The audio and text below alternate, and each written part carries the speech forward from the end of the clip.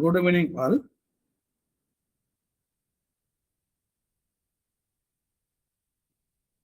Guru Brahma, Guru Vishnu, Guru Deva Maheshwara, Guru Deva Param Brahma, Tasmai Sri Guruve Namaha.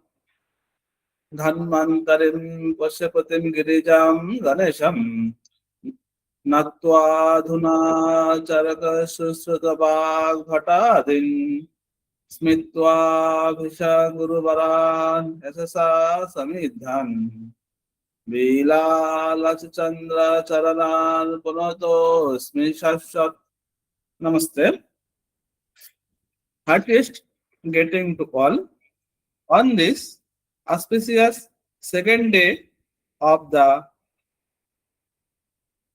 7-day national workshop on Ayurveda science in Indian knowledge system. I extend my heartfelt greetings and congratulations to our distinguished speaker, respected faculty members, research scholars, and dear students who have joined us today. Now, I would like to warmly invite our respected principal, sir, Dr. Sukham Surpan, Kulti College, Asansol, West Bengal, to kindly deliver a few words for the second day of the workshop. Sir, Good evening, Shubhankar. On behalf of Kulti College, the Department of Sanskrit is organizing this 7-day workshop on Ayurveda science in Indian knowledge system. Today is the second day of this auspicious 7 days workshop. I welcome on behalf of Kulti College to all the resource person, speakers, analysts, concluding remarks, presenter, and all other dignitaries in this platform. The topic of today's discussion is historical evolution of Ayurvedic knowledge tradition. Since the formation of this world, we know that traditional knowledge is the key to this modern science, and India is one of the greatest scientists and Ayurvedic knowledge hub of the world. I welcome today's speaker, Dr. Vinod Kumar Alapaty, Associate Professor and Head, Department of Anatomy, Rajiv Gandhi Ayurvedic Medical College and Hospital, Puducherry, and the analyst of this today's workshop, Dr. Debabrata Panda, Associate Professor in Sanskrit, Rajiv Gandhi Ayurvedic Medical College and Hospital, Puducherry, and also I welcome the today's special guest, retired Professor Dr. K.E. Dharanidharan, Department of Sanskrit, Pondicherry University. I wish this 7-day workshop will enrich us on every aspects of Ayurveda science and Indian knowledge system. I welcome again all the participants and wish this 7 days workshop a grand success. Over to Shubhankar. Thank you, sir. Many thank you. Now, we are deeply honored to have among us today our speaker, Dr. Vinod Kumar Kalapati, sir. He is the head of the Department of Anatomy, Rajiv Gandhi Ayurveda Medical College and Hospital, Mahe, Puducherry. He is a renowned scholar of the field of Ayurveda. He has published many articles, many books, and he has received many awards. I warmly invite expected sir to kindly deliver his valuable address. Vinod, sir.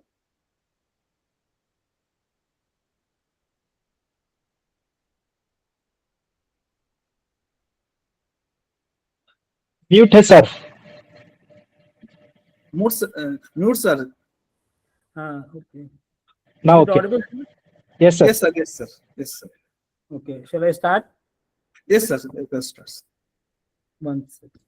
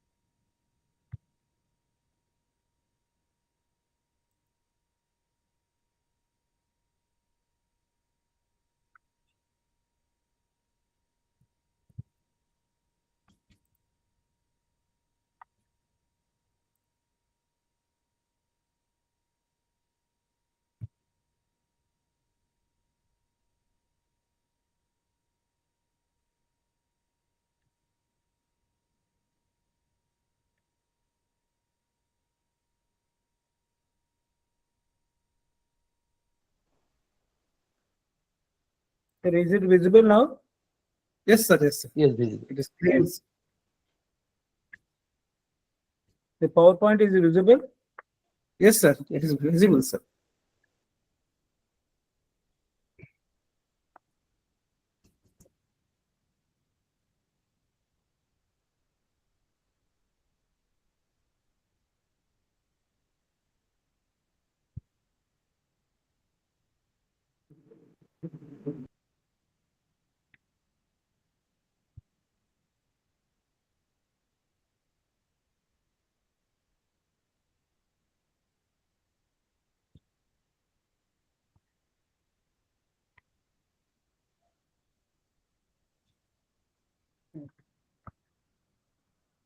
Sir, please change in presentation mode It's working. and unmute yourself, sir.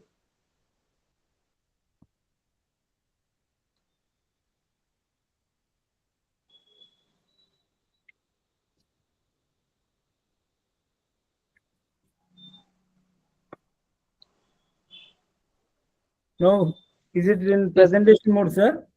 yes, sir. Yes, Yes, sir. yes. Okay. Okay. Shall I start? Yes. Yes, sir. Om Ganeshaya Namaha. Om Namo Venkateshaya Namaha. Om Dhanvantare Namaha. First of all, thank you for the organizers for giving me this opportunity to share some of my views regarding historical evolution of Ayurvedic knowledge tradition. As yesterday I saw the presentation, I would like to present some of the points which are related to this history of Ayurveda. But as a Ayurvedic teacher, what I found is that history is only one what we try to understand the previous knowledges. But now even the Shastra also becoming history due to the present lifestyle and present developments, all these things. So I would like to highlight some of those points in brief also. Coming to the history of Ayurveda, the evolution of Indian art of healing and living a healthy life comes from the four Vedas, namely Rigveda, Samaveda, Yajurveda, and Atharvaveda. The origin of Ayurveda could be roughly tracked back to 5,000 years ago. The Atharvaveda contains not only the magic spells and the occult science, but also the Ayurveda that deals with the diseases, injuries, fertility, and sanity and the health. All these points have been dealt in Atharvaveda also. The knowledge we have now is by three survived texts of Charaka, Sushruta, and Vagbhata Acharyas, which they have written. Their main samhitas, but we do have other samhitas which have a vast knowledge in those texts also. When it's coming to history of India, India has a vast history actually compared to any other continents of the world. India is the biggest, means not biggest, I mean it has got lot of traditional background in this. The country which has large number of historical traditions and cultures. India is a country which was formed by the submerge of large Tamil continent, Kumari Kanda. The country India was formed at 28,000 BC ago. The people of India, that is Kumarikanda, was believed in different number of cultures, traditions, and gave respect to individual faith. Even when we are seeing this, even right now, while doing puja and all, in the homa and all, or archana in the temples and all, they still pronounce as Jambu Dvipe. The word Jambu Dvipe they used to use till now also. It's like Dvipa only. Our India used to be like in a Dvipa only. But this has become a lot of changes in the environment, and we found a geological changes in the whole world. Now it is not a Dvipa, it is a continent which we found we are staying. Plus the Meru mountain ranges, which is full of herbal plants, and they are mainly adapted in the Ayurveda for the healing purpose. So it was very much helpful or very much adopted in this range due to presence of the herbal plants. Many are available in those days. So coming to the knowledge has come to the universe from this in this universe. According to the ethics of Indian first hero was Lord Brahma, who was creator of the world. He was a creator. Also, he created and he also created the how to take care about the human body. Everything also been taught by Brahma. He do a lot of work at the time, but At a point, he cannot do the creation and healing at the same time. So he has given the knowledge to first Ashwini Kumaras. So Ashwini Kumaras were twins brothers who have normal human body but with a horse head. They are the second healers who cure the people around the world. They passed it on to their students, who included Indra and Daksha Prajapati. And from this Daksha Prajapati and Indra, it has passed over to the Lord Vishnu, who takes place the name of the Lord Dhanvantari, who was incarnated during the process of Samudra Mardana. Later, he was rejected by the people because he cannot save a king's life from the snake poison.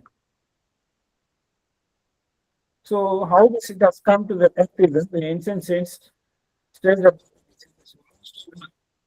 as it has been, yugas have been changed.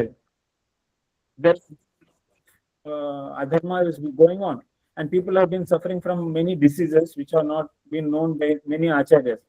So, all the saints have had a meeting in Himalayas.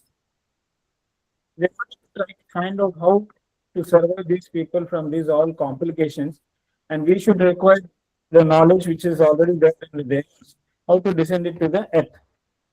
So they have decided to send Bharadwaj and Bakshi to get the knowledge of this science. So from Ashwini Kumaras, it was taught to the Daksha Prajapati and Indra. From Indra, he taught to the Devadar Dhanvantari and Bharadwaja. See, these are the two different schools of Ayurveda, where Dhanvantari is being considered as a surgeon and Bharadwaja is being considered as a physician. So Dhanvantari, he was a king of Varanasi and also a talented surgeon. He developed a school for surgery in about 9th to 6th century BC. He spread his knowledge to others, including Sushruta, who wrote the Sushruta Samhita. So Sushruta Samhita was father of surgeon we do consider now. He has created in such a beautiful way, and he wrote the Samhita in such a beautiful way, where most of these concepts are very clear, as he has accepted the Pratyaksha Pramana. So most of the sutras are in the Sushruta Samhita are very crystal clear. We will not have any doubt while reading any sutra of Sushruta Samhita, because he has always adopted Pratyaksha Pramana among all the Pramanas. Yukti or Aptopadesha, then Pratyaksha was being accepted by Acharya Sushruta. That's why he has done the dissection also. Cadaver dissection was done by Acharya Sushruta to find out the Pratyaksha knowledge in olden days. So, Bharadwaja, he was about 8th to 6th century. He developed a school of physician. He taught Atreya, who was a gifted and great teacher who inspired many students. One among them was Charaka, who wrote the Charaka Samhita. Acharya Charaka, he has accepted Yukti Pramana. So most of his concepts are very deep rooted, which may not be able to understand very easily. It requires a lot of knowledge of Sanskrit to break up those hidden knowledge. So he has accepted Yukti Pramana more than the Pratyaksha or Aptopadesha, because most of his sutras are has to be understood logically, not directly. They may not be able to understand. You cannot understand. So many sutras are there which have been explained or written by Acharya Charaka. It's very difficult to understand, but once you understand them, it is very clear. But to understand, it is very difficult, as you have to apply your yukti there. For example, I'll tell you one sloka. Acharya Charaka explained one line sloka. Dmana Dhamanyad Saranat Srotamsi. Dmana Dhamanyad Sravanat Srotamsi Saranat Siraha. This is a one-line sentence which has been explained by Acharya Charaka in his last chapter, Ardho Dashmula Adhyaya, 38th chapter of Sutrasthana, where he was explaining about the importance of Hridaya. So this one sentence, which Acharya wanted to explain the circulatory system of a human body. But if you don't connect all these words, it's very difficult to understand that Acharya wanted to explain about the circulatory system of our body. Because Dhana Dhamanyat, where the pulsation is there, that structure is called as Dhamani, and where Sravana Srotamsi, where oozing is taking place, that is called as Srotas, where Sarana Siraha, where the just flow is going on, that is called as Sira. This is which has been identified, William Harvey, that circulatory system starts with artery and ends with the veins, which start from the heart and ends in the heart itself. But he could not able to find out the capillaries. Later, it was invented by some other author who has been identified there is a connection between these two. But Acharya Charaka was well aware about this system, circulatory system in those days itself, that which is connected starting from the heart itself in a form of a dhamani, then srotas, then siras. That is nothing but artery, capillaries, and venous system. So beautiful that Acharya has explained that this is systemic circulation in the body, but no translator could have explained that this is the point which Acharya wanted to explain. You find this is the definition of those structures only. But what was the hidden knowledge or hidden agenda of Acharya Charaka to write this one sloka there is that importance of heart and functions of heart. This is what the function of heart which takes place. This is the history of Ayurveda in a chart flow where Brahma has been giving the knowledge to Daksha Prajapati or Ashwini Kumara, and from there to Daksha Prajapati Indra, and from Indra it is to Dhanvantari Bharadwaja, and Kashyapa also been there. From Dhanvantari Shushruta, from Bharadwaja, many have been Shishyas of Bharadwaja who has been developed from their own concept. One interesting factor is that Ayurveda has got different branches where the modification is seen in every concept of Acharya. But the root was not being modified by any Acharyas. They are sticking to the root, which has been considered by Acharya Shushruta. Dosha dhatu mala moolam hi shariram. Dosha dhatu mala moolam hi shariram. Moola of sharira. So that root was not being modified by any Acharyas, but the branches were modified. Like there are changes in the number of astis, number of sandhis, number of srotas, number of kalas. So many variations we can able to find in the branches, but there was no any modification or changes in the concepts of root. So it is left to us how to treat a patient, but without leaving the root. We have to treat the root cause, not the symptoms. Symptoms will vary from person to person, but the root cause is the one which we should able to find out. So this is the concept Acharyas have been explained. This is the one which I wanted to highlight, bring the same only. There are three types of explanations of history which can be seen in the class in the present test. That is prehistoric period, pre-Vedic period, or Vedic period, or post-Vedic period. This is the time period which is involved in the development of Ayurveda from prehistoric period onwards. That is Stone Age civilization. From there it started, and pre-Vedic period, and Vedic period, and post-Vedic period. But it has been completely flourished only after 5,000 years. But it was there in prior to that also. It has been in a combination of Vedas and Ayurveda together. More on Yajna, Homas, Bhuta Vidyas, or many other techniques are available in Atharvaveda, which is the Upaveda, means Ayurveda is the Upaveda of Atharvaveda. So many procedures have been explained in Atharvaveda, which are essential to maintain the health of the human beings of the universe. So what all things which have been explained in the Atharvaveda, most of them are suitable in Ayurveda also. They can also be adopted.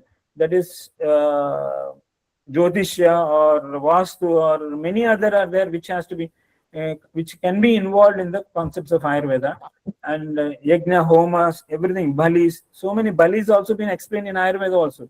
And Deva Vapasraya, Yukti Vapasraya, so many treatments which are related to the god also. Some diseases are caused because in the cursing of the god. Kushta is the one among them which is caused by the cursing the god goddesses. So many diseases have been explained in our science also, which is in our Shastra also, which made to be accepted that it is not only the physical, metaphysical level also you have to somewhere you have to consider so that you can give a better result to the patients. And the second one is Veda Kala, Samhita Kala, and Sangraha Kala, and Adhunika Kala. This is the present Adhunika Kala, which start from the 1600 till date, which has been Adhunika Kala. But in this period, I can find the Ayurveda has been completely modified. People have started writing the science of Ayurveda, much correlating with the modern science. I don't know why we should correlate with the modern science. why we are not able to study our Ayurvedic science in Ayurvedic pattern only. We don't require to adopt the modern system in our science. That's what I feel, because so many knowledgeable chapters which have been explained in our science, which has not been covered by any other system in this universe. So I feel if you can follow this Ayurveda as Ayurveda itself, then you can give a much better result to the in the society. The third one is Prachina Kala, Madhyama Kala, and Adhunika Kala. This is ancient and medieval period and modern period. As I told you, this another classification where you can find the periods of Ayurveda development wise and all. In most of the modern, even due to the involvement of the British rule, the Ayurveda was been completely submerged. It was not highlighted and it was not encouraged, and it was completely spoiled that there will be no use of this science. But still now, whatever the sutras which have been explained in our science, Shastra, they cannot be modified in the root level.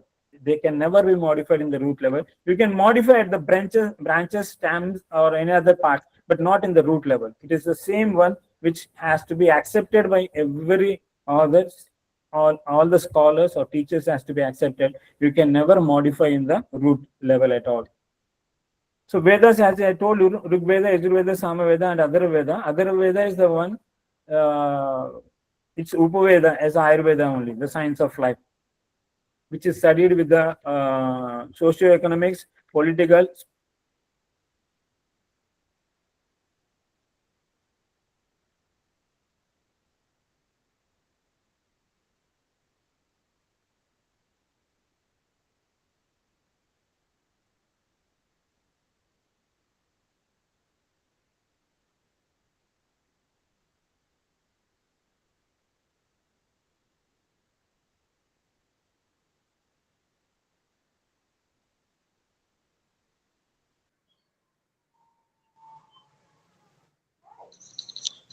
Sir sound चला गया sir. Yes, no voice. Conditions and other way. So Yeah, all come, these have been come. more emphasis other way. So was able to find out in all the Sir, sorry, sir. Can you please repeat again, because we missed the 1 minute before, no connection. Okay, I will start from this slide only, madam, if you don't mind. Okay. Continue, sir. Because this is the another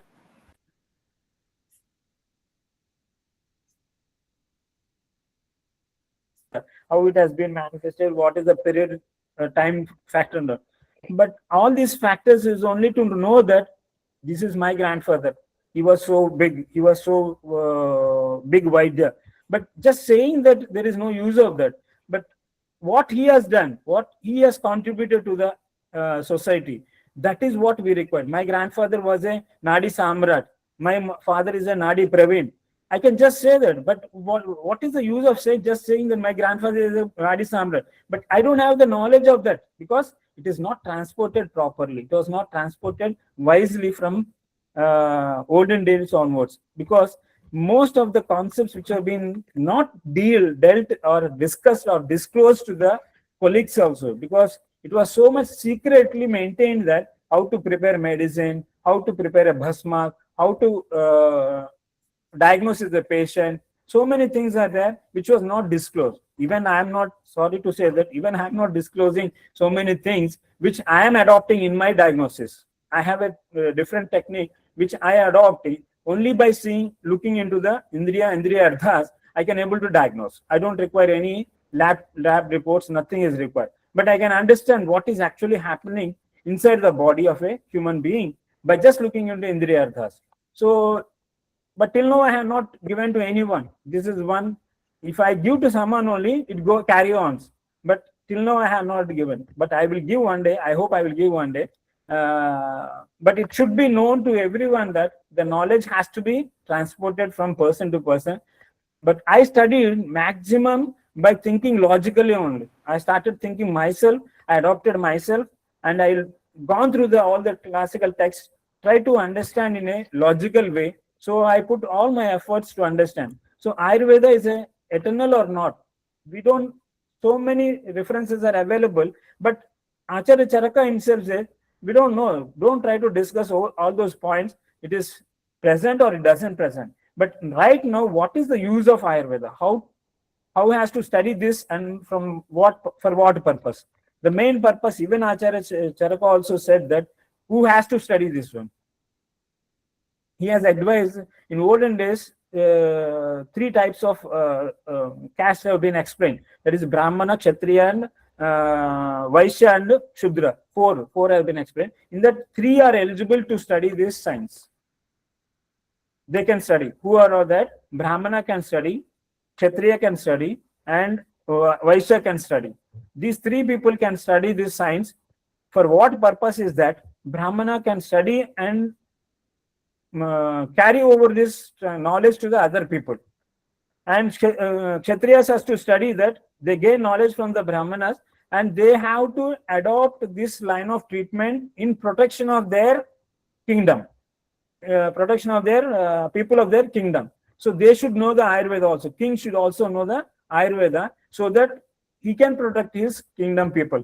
And Vaishyas, why they should know is that they should know that the knowledge of Ayurveda for purpose of business only. That's what he has to make money.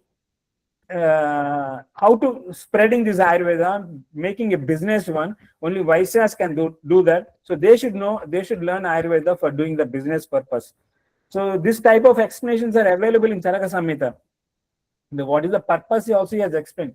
It is only to take care about swasthasya swasthya rakshanam, aturasya vikara prashanam. That is protecting the swastha person without having any diseases, and protecting the diseased person to get relief from the disease, from the pain.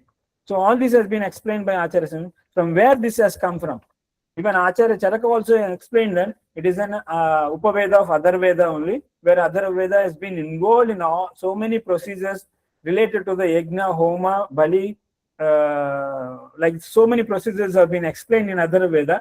All these have been adopted for the purpose of maintaining the health of the human being only. So it has been adopted from the Atharveda itself. So importance of knowing this Shastra is that definitely it is it's a main purpose is Dharmartha Kama Mokshana. This is the one which has to be learned by every individual. What I feel is that, like reading Bhagavad Gita, Ayurveda also should be studied by everyone, because it teaches you how to live a healthy life. And when you started living healthy life, you are going to give a good human being, that is a good offspring. And if the good offsprings are coming, then the society will be good.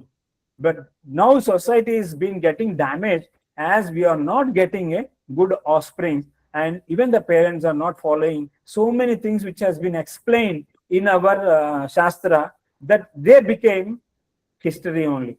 They are not presently adopted. So studying history, it doesn't mean that you should leave it back there only.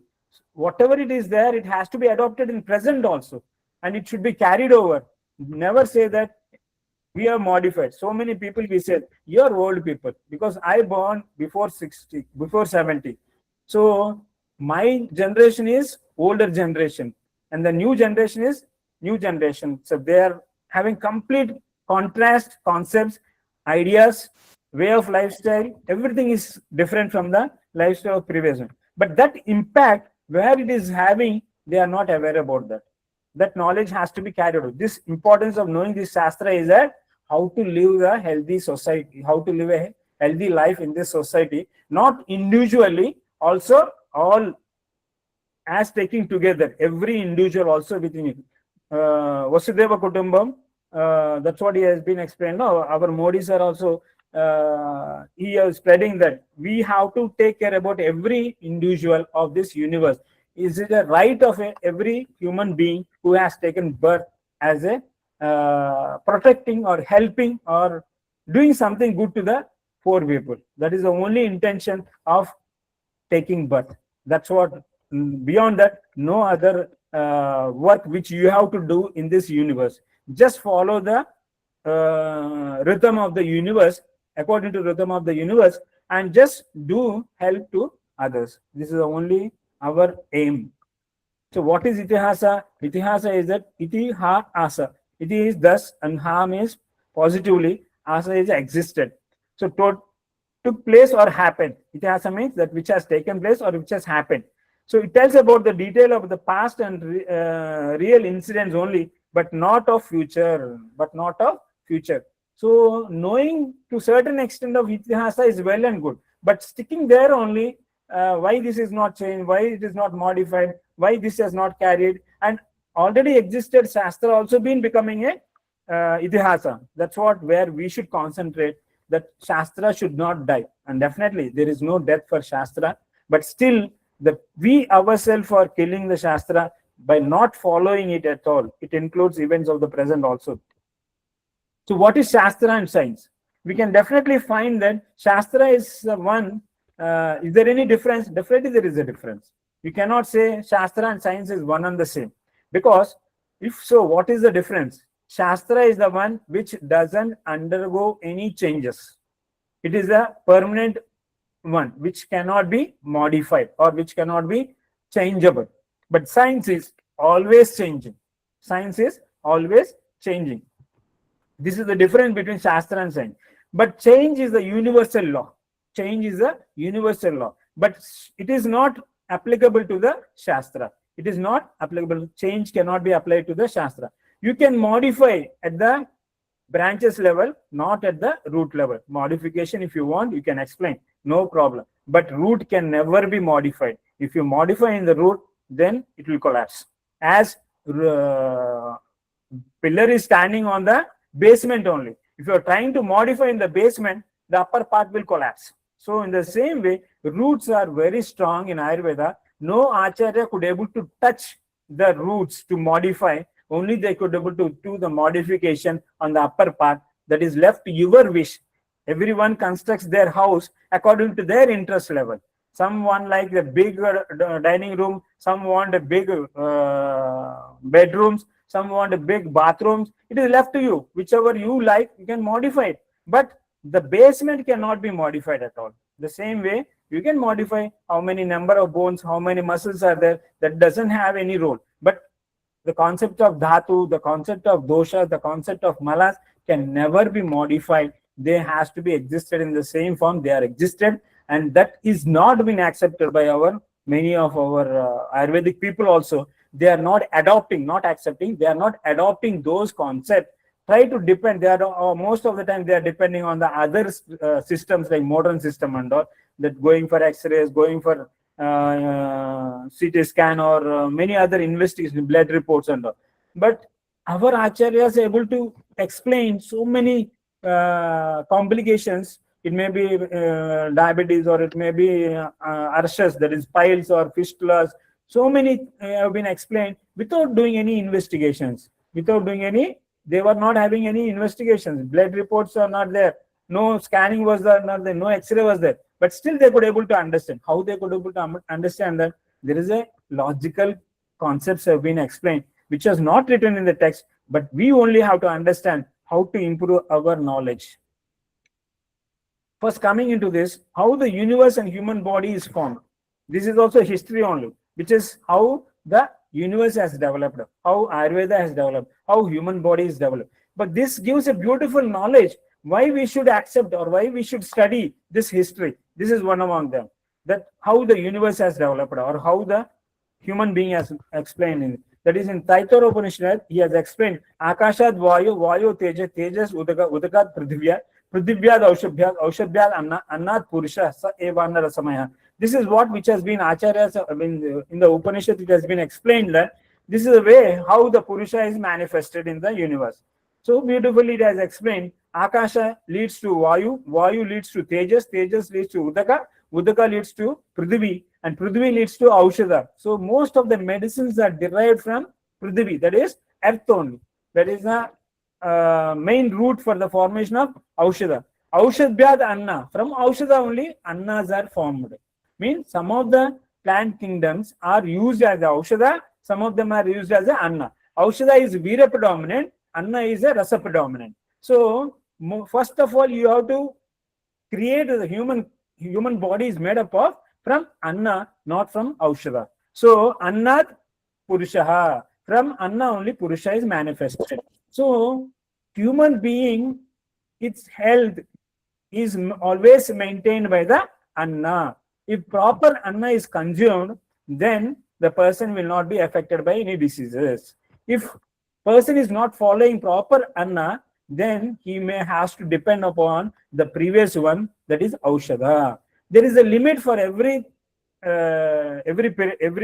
condition. For a certain period only medicine may work out. After that, even if the medicine will not work out, then the person may have to go back into the universe as into the Prithvi. So this is the process of manifestation, and also in the same way only you may have to go back into the universe. The death takes place in the opposite direction only. You are coming from universe and you are going back to universe. There is no doubt in that. Nobody can escape from this cycle. And this is adopted to each and every person. Every Purusha has got his own anna. Concepts have been different from that. That's why Panchamahabhuta Sharira Samvaya Purusha itihi. The human body is made up of Panchamahabhutas only. There is no any other structure beyond this. All the components of the human creature are derived from this 5 Mahabhutas only. There is no any other structure beyond this 5.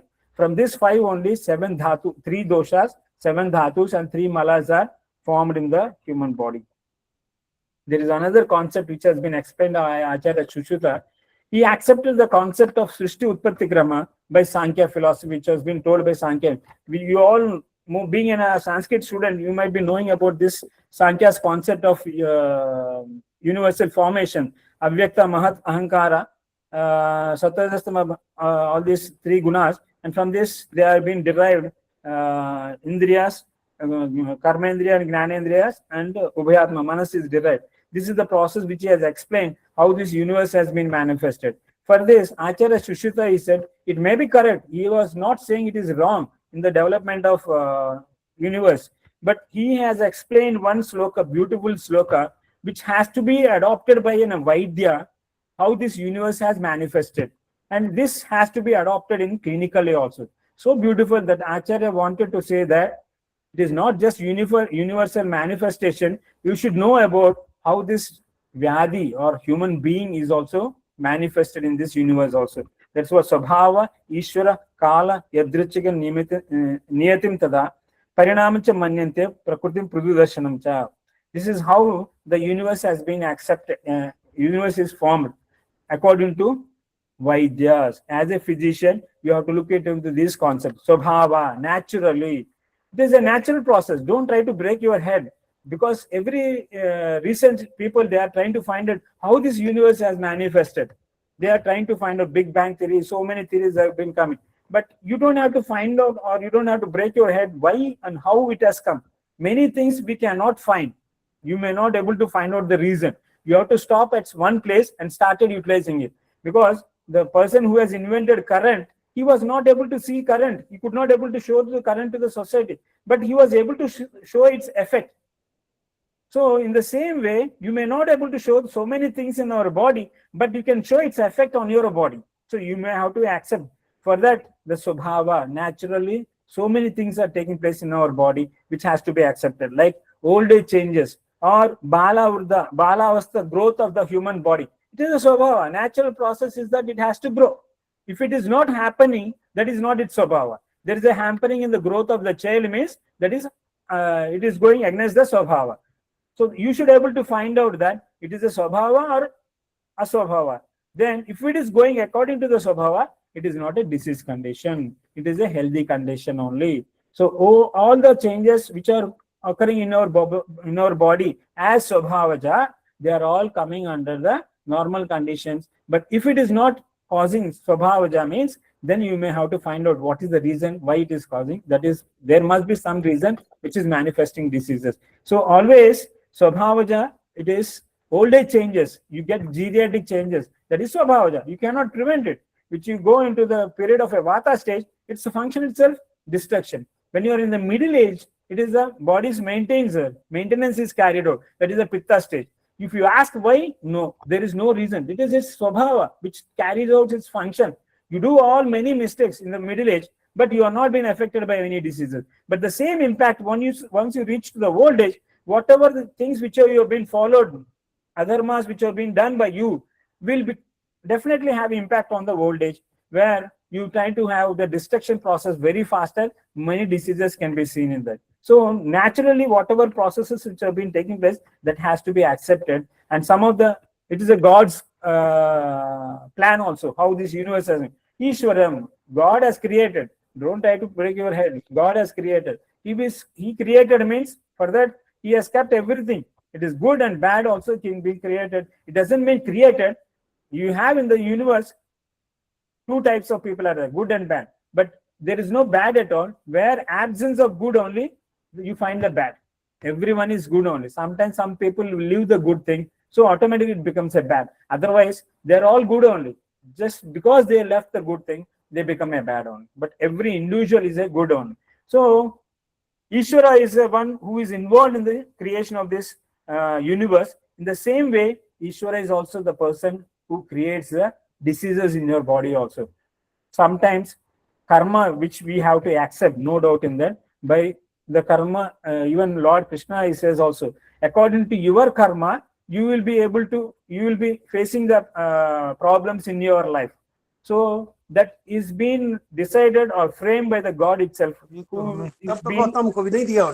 Retire वालों को उसने मना किया है, which is being accepted by the all the people, which has to be Yes, accepted. sir. Kala is that period, time period. Definitely, as I told you, Balavastha, Madhyavastha, and Yuvavastha. Individual Kala is a big role in maintenance of the arrogant, also the disease condition. If you are able to find out the disease state in a proper Kala, then it becomes easier to make relief from pain of that particular person. If you leave that Kala, if you are not able to find out in a right Kala, then it becomes very difficult. Like this, all these factors are involved in just not only universal formation, it is also human formation, it is also disease formation, it is also normal maintenance of the human body also can be understood by this one sloka which Acharya Shushruta wanted to explain. But you don't find this translation has not been given by any translated books. Thus this can be adopted in clinical application. They just said this Swabhava, natural things, it has been accepted. But how clinically, how practical application? Any sutra in a shastra must be applicable. It has to be Jnana is there in the shastra. Along with that, you should be able to understand that Jnana, how it should be understood in a Vijnana way. That is, practical applicability has to be understood. It is there in that hidden only. Only we have to break up the lines, then we can understand. One of my guru who taught me in Maharashtra, he said, Vinod, if you read over the sentences, you can never understand the depth of the sloka. If you go between the words of the sloka, then you will understand the depth of the sloka only. What Acharya wanted to explain from this sloka, what is his inner meaning and what is his concepts, everything can be understood when you go between the words only. So try to find out the depth of the sentences in the words, then you can understand in a much better way, where no other can understand just by reading the slokas. This is one concept which has become now history only. Nobody studies this one. This concept is being explained by Acharya Shushruta, which is explained in, they read in the first year itself. But after reading this first year, they are not adopting this at all. Many people, not many, even teachers also don't remember, many teachers, because this is a very beautiful concept, Acharya Shushruta, which he has explained. If you know how your organs are manifested, which are all structures are involved in the manifestation of that particular organ, and always most of the diseases of related to that particular organ are caused due to the disturbances, the substance which are involved in the formation of the substance. Like one example I will tell you, the last one but not the least one, Shonita Kapha Prasadam Hridaya. Shonita Kapha Prasadam Hridaya. Hridaya is formed from the Sara Bhaga of Shonita and Kapha. Prasada Bhaga of Shonita and Kapha. Shonita is blood, Kapha is the dosha. So heart is manifested or formed from these two substances only.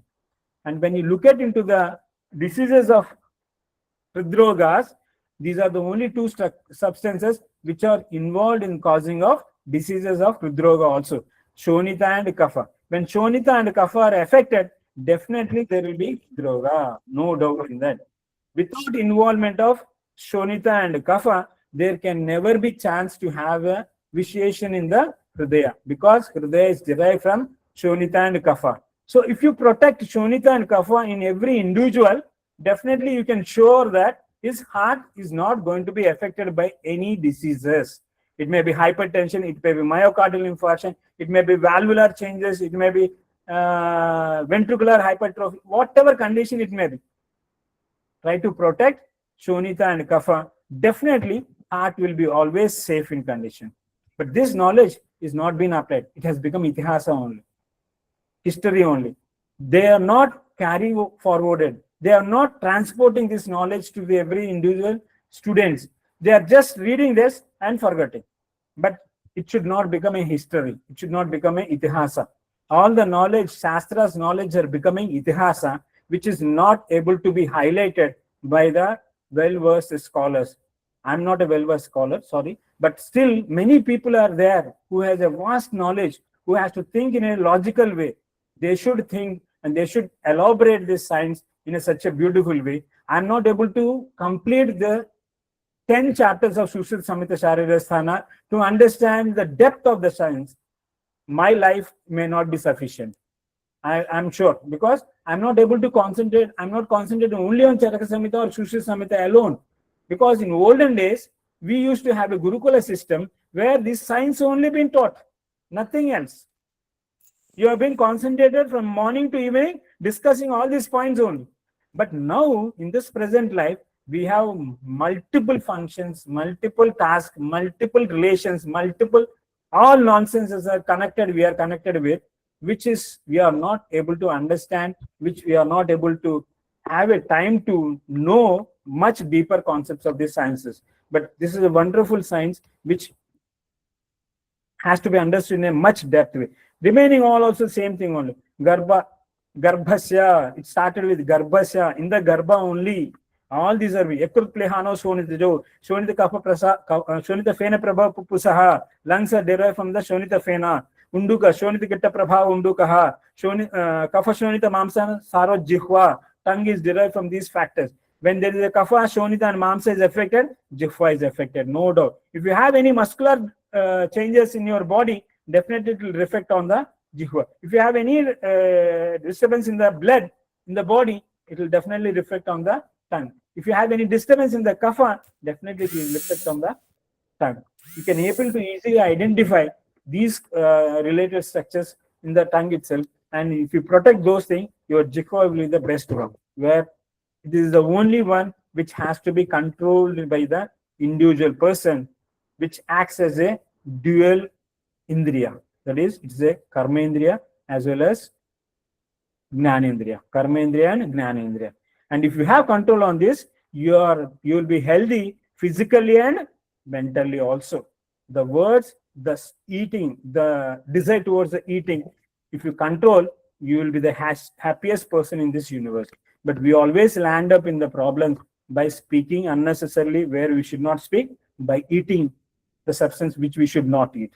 Eating and speaking, these are the two factors which destroys the psychological, physical health of the individual. So try to control over the Jihva. You will be the best person in this universe without being affected by any diseases. What is health? This is one concept which Acharya Shushita very clearly has explained. Samadosha, Samadnisha, Samadhatu Malakriyaha, Prasanna, Atma, Indriya, Manaha, Swastha, Ityabhidhyate. Then why he has not used Samaprasanna, Samaindriya, Samamanaha? He has not used the Sama word to these structures. Atma, Indriya and Manas, he has not used the word as a Samavastha. They are always disturbed by this Dosha, Agni, Dhatu, Malason. These are the substances which will be affecting the Atma, Indriya and Manas. All these three will be affected by when these are not in a Samavastha. Doshas are not Samavastha, Agni is not Samavastha, Dhatus are not in Samavastha, Malas are not in Samavastha only, this Atma, Indriya, Manas will be affected. That's the reason why, as I explained, the word is a Sama. Sama means balanced state. There is no cure. We always say that it is Sadhya, means it is balanceable. It can be balanced. It is not cure. Cure means it should not come back again. But you never have a state of cure in your body in your whole life. You can only have a Samavastha only. And when you have a Samavastha, you are free from diseases. There is no cure for any diseases. If you began saying that diabetes is reversible, or hypertension is reversible, or cancer is reversible, everything is reversible only in the sense, not cure. It is balanceable. Anything can be balanced by the Samadosha, Samagni, Samadhatu, and Samamala. When these four are being managed properly in a Samavastha, in a balanced state, then you can maintain your health in a much better. Health of mental also becomes automatically clear. That is, Manas, Indriya, and Atma also becomes clear when these dosha dhatu malas have been present in a normal form. So this is what. So there is no cure. Don't go and ask any doctor, sir, is it curable? There is no cure at all. There is only balancing Samavastha of the dosha. The dosha in the morning is different. The dosha in the evening is different in your body. The definition of Sharira has been given in the same way. Shiryate aninaiti Shariraha. That which undergoes degeneration. Every second there is a destruction. And that destruction is for a constructive phase. So once it is destructed means it is not the same body what you have in the previous second. So it is always changing. It is not a stable one. That's what I said. It is a Srishti Niyama. It is a Srishti Niyama. What is the Srishti Niyama? Transformation. It is a Srishti Niyama. It is not stagnant. It should not be stagnant. Like river water, how it flows on, in the same way, body is also flowing continuously. Destruction, construction. Destruction, construction. There is always a destruction for a constructive phase. And you can never construct anything in this universe without a destruction. No doubt. You search anything, you can find out any substance in this universe. You tell me that this is being created without destroying any one substance. Even you are created, or human has created, by destroying the sperm. Sperm's head is cut. The remaining piece was been thrown. There is no any substance in this universe which is not formed without mala. There is a formation of mala will be there. If something is created, one mala will be there. Without that, you cannot create in this universe. So this is what we should understand. We can balance, try to balance your doshas, try to balance your dhatus, try to balance your mind, try to balance your indriya, try to balance your atma. Only when these are balanced, atma becomes automatically balanced. Most of the time, we don't listen to the atma. We always listen to the mind only. There comes the problem of disease state. If you started becoming listening to the mind, the last one which is explained, Atma, Indriya, Manaha. Manas is the one very dangerous one who can destroy from back onwards. It destroys the Indriyas, it destroys the Atma through Dosha, Dhatu and Malas. So try to protect the Manas. Automatically everything becomes balanced, not pure, balanced. Samavastha they become. What is life? Purusha Gunas. This is a beautiful sentence which Acharya Shushruta wanted to explain in his first chapter of Sharirasthana. The chapter's name itself, Sarva Bhuta Chinta Sharira. So beautifully he has given the name of the chapter is that Sarva Bhuta Chinta Sharira. Chinta word has been given to that. Chinta means lot of logical thinking is required when you read that chapter. Not just reading over the sentences, you have to find out the between the words of the sentences to understand the concept of Acharya Shushruta. Very beautifully, this is nothing but the life. This is nothing but the human being's life, how he has to follow, what is the aim, everything is merged in this only. In this universe, every individual wants sukha. I don't think so. Nobody is there in this universe who wants dukkha. Every individual wants sukha only. But this sukha, Acharya Shushruta, he explained, don't always try to find sukha only. If you are in a state of sukha, you are definitely going to land up into dukkha state. No doubt in that. you are going to land up in a dukkha follows always. If your sukha is so much of crossing its limit, then dukkha will definitely come to you. So try to understand that you should feel sukha avastha when it has to be done, how much you have to be in a sukha state and all. If you take more sukha avastha, definitely the result will be dukkha only. That is a person, you take an example, two students are there. One student has not worked hard at all. He enjoyed the whole year with watching movies, going outside, doing parties, all enjoyed completely without touching a book. In the last nick of the moment of 1 month, he took the books and he started reading. Then there was a one person, another student, who has started from day one onwards with a lot of efforts, living all his sukha, only efforts he has kept, and both have appeared for the exams. And the person who has worked hard, living all the kept sukha away outside and worked hard, definitely he, after the getting the result, he literally felt what is sukha. But the person who has not worked hard, after the result, he got, instead of sukha, he was enjoying those till then, immediately he got the dukkha was following to him.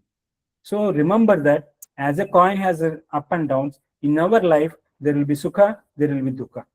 When sukha is there, don't become too much happy that you are in a big happy state. No, at any time it can change into the dukkha if your way of thinking is not at samavastha. That is what we should remember.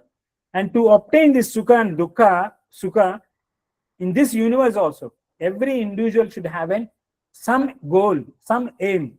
That is what? Icha, dvesha. Icha must be there. Icha will be there. Every individual. From the birth to the death, there will be icha.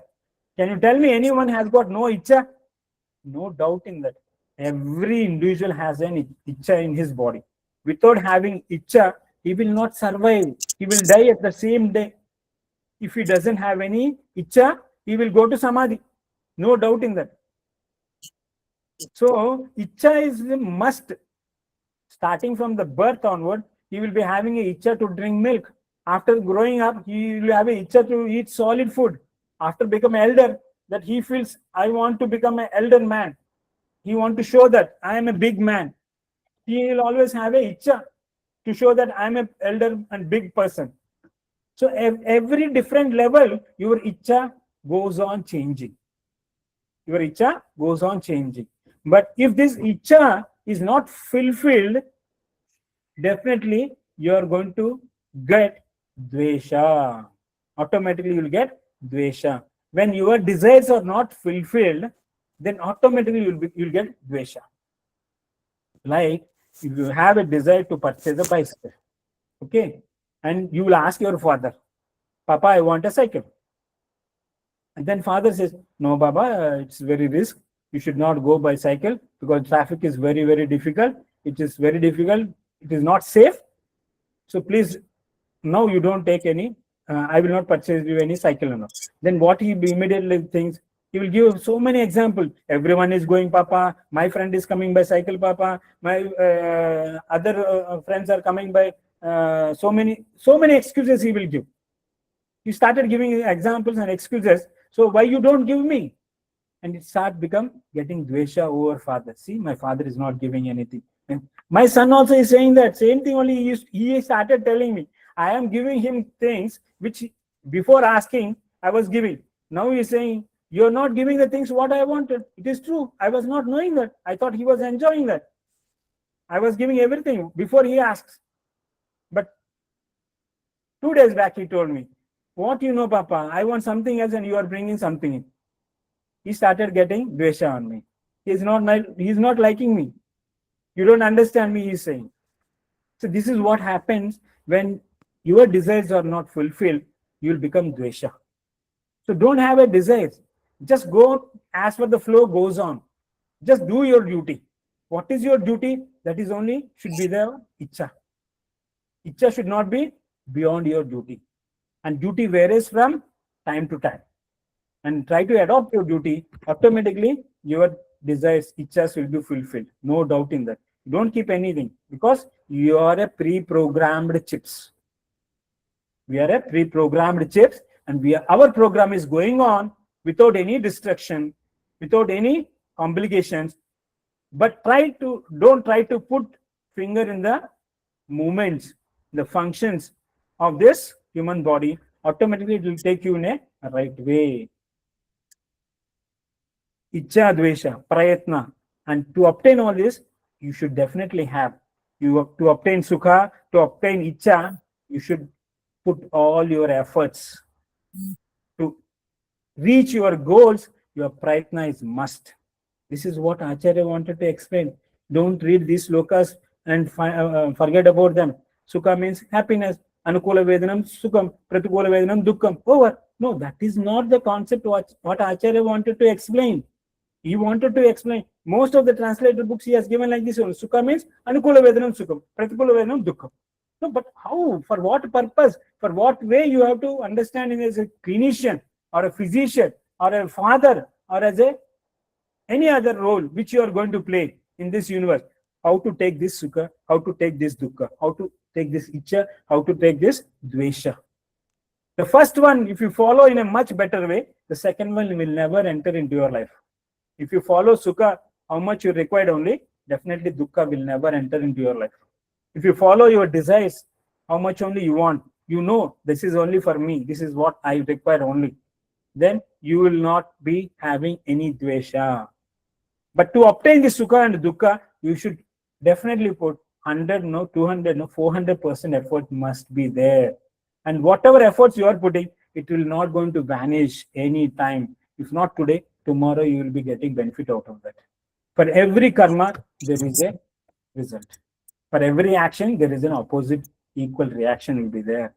Sometimes it may be good or bad, we don't know.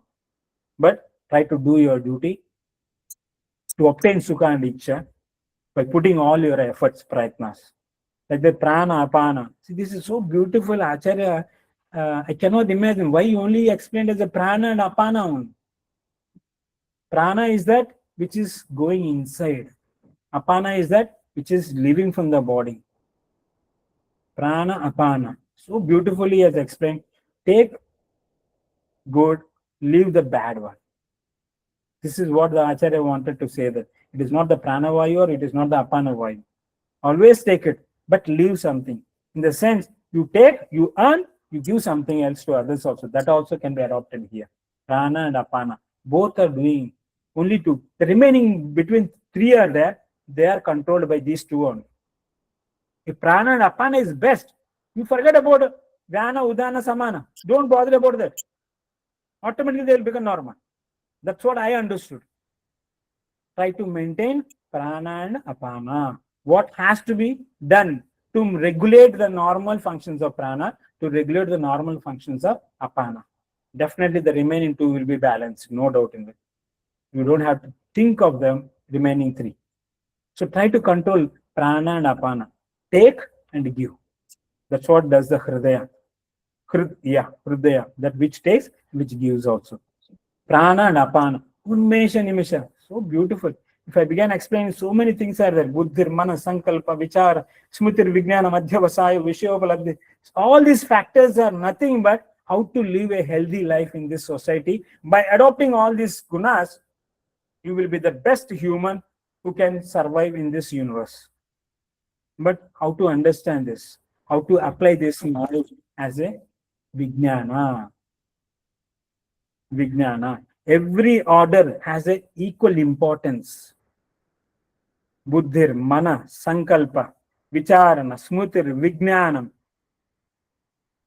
adhyavasayo, vishayopalabdhisya gunabha. So beautiful. It's very, very vast. If an individual, it will be a time-taking one. I just want to skip this sloka. Further next points, basic principles of Ayurveda, Panchamahabhutas, doshas, dhatus, and malas, which you all know about this. But how to maintain them is the big task. I have been in practice since 23 or 25, more than 25 years, 35 years, around 35 years I have been in practice. Still I am confused, or by seeing new patient, it looks new only, new presentation. So it's very difficult to understand this Shastra in a very depth manner. Panchamahabhutas are Akasha, Vayu, Teja, Jala, and Prithvi. See, the middle one, Tejas, it lies between Vayu and Jala. So interesting is that. By Vayu, it can increase. By Jala, it can decrease. So Jala and Vayu are maintaining the Tejas. They are maintaining the Tejas. And without Tejas, Akasha, Vayu, Jala, Prithvi is there also no use. No use of that. The energy has to be maintained. The middle one will be always the maintenance one. You can look at into the middle, like one will be acting as a center pillar for remaining all four. You take into the doshas also. Vata, Pitta, and Kapha. They are also Agni. It's the base. That's why we call it as a Kaya Chikitsa. Kaya Chikitsa means Agni Chikitsa only. We treat the Agni only. We don't even treat the doshas also. But Agni will be affected by doshas only. In Swastha, he explained Sama dosha, Sama Agnisha. The first preference was given to doshas only. When Samavastha dosha is there only, Sama Agni can be there. When Sama doshas are not there, Agni is going to be affected. When Agni is not perfect, Sama dhatu, dhatus are going to be affected. When dhatus are not perfect in Samavastha, Malakriya, the malas will be affected. So beautifully they have explained. Acharya Shushruta is very crystal clear in his concept. As I already told you that he accepted Pratyaksha Pramana. These are the doshas, Vata, Pitta, Kapha. Very vast subject which has to be dealt so beautifully. The sthanas, if you look at, the Vata sthana has been kept below the Nabi, the Pitta sthana between the Nabi and the chest region, and the Kapha sthana has been kept placed on the top of your body, head and neck. Chest and head and neck. Why? It has to be there. If you think on this concept, why Vata has been placed in the lower part, you will feel wonder. You cannot explain also that knowledge. If you get you feel so great how Acharya is able to that, and how this body is maintaining that way, how it is able to stay in the same sthana. We don't know. We cannot understand what the force, which force is playing in that. Because if you look at into the universal Vayu, it has a nature always moving upwards. It has a nature always moving upwards. But in the body, it has to move in a downwards only. Till it is moving downwards, you are survived. Once it started moving upwards means you are going to die. No doubt in that. You are going to mix with the universe.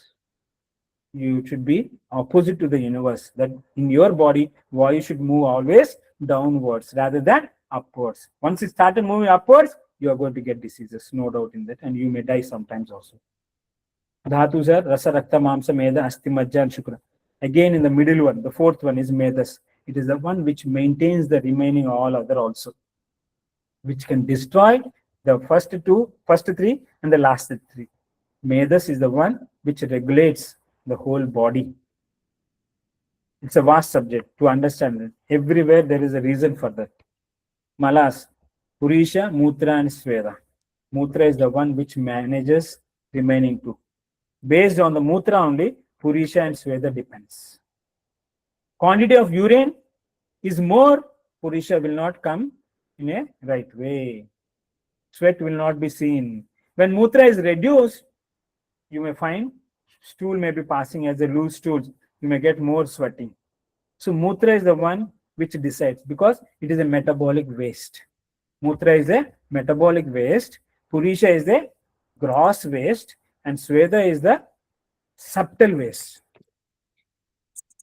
Gross and subtle waste, that is.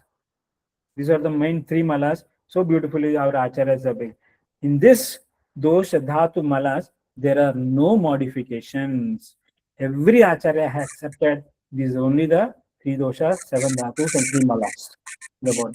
There are some common issues which I would like to address in this group, where there are many misconceptions have been spreaded in this present era, that media has become so vast and so easy to reach. So many things are coming into the media which is a wrong concepts. Like first itself, water. Everyone says drink water. Daily 3 liters, 4 liters, 8 liters. But I am only the one person I say that to my patients based on their condition. If it is required, only drink. Otherwise, don't drink water. Try to make your food habits in a such a way that make a liquid food substances. Then you don't require more water to be drunk. Water is the most dangerous substance.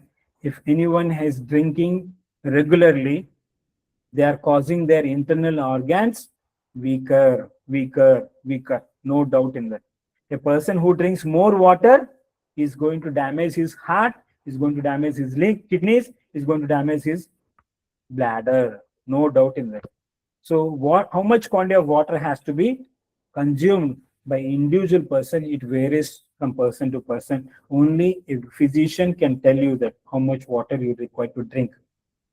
In the media, in the Instagram or so many media, the Facebook, so many reels are coming in that drink water. It cleans your body. What they say is that it cleans your body. And the example what he is giving, it is like floods which coming, it takes over all the things. But floods are not a normal thing. It is abnormal condition. When rainy season, it is more rain is taking place, more water is coming, that is causing damage to the body. It is not a normal process of cleaning. When rain increases in the quantity wise only, the floods will come. And when floods are coming, it takes a normal also. It destroys all the things. So cleaning is not done by you. You can never clean your body. Remember that. If anybody says that you can clean your body by drinking this one, by swallowing this one, no, you can never do that. You cannot do that. Only body has to clean by itself, not by you. Just give a time. Just give a proper food, proper water, how much it requires only, not more. So be cautious while drinking water. And these are all knowledge which has been given by our acharyas are becoming itihasa only. Nobody is watching. Different types of waters have been explained. How water has to be drank has been explained. Who has to drink has been explained. How much quantity it has to be taken. Everything has been explained. That all been vanished. They all became no history. Now the present is that drink 4 liters of water, 8 liters of water. So many wrong misconceptions have been coming. Because the quality, if you are looking into the gunas of Pitta dosha, Pitta Sasneha Ushna Visran Sarat Dravam, Drava quality is the guna of a Pitta. Dravatva will be there always in the Pitta person. And the Pitta person doesn't require to drink a single drop of water because he has already have in his body. Because it's quality, one among the quality of Pitta. And when you are having a Pitta quality person means, definitely Dravatva will be there in the body. Body knows. It retains the water more. It requires more. And if Pitta person has been drinking more water, definitely is going to land up some diseases.